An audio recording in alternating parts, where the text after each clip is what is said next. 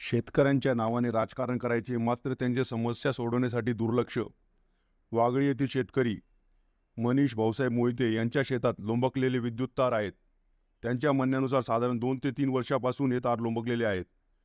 Wireman कर्मचारी अधिकारी यांना वारंवार लक्षात आणून देखील अजिबात हे तार वायरमन कर्मचारी वर करत नाहीत. जर येथे एखाद्याचा चुकून स्पर्श झाला तर मृत्यू अटळ आहे.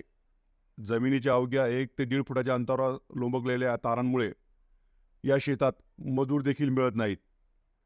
याकडे देखील राजकारण करणाऱ्या पुढाऱ्यांनी लक्ष द्यावे, अशी मागणी शेतकरी मनीष भाऊसाहेब मोहिते यांनी केली आहे.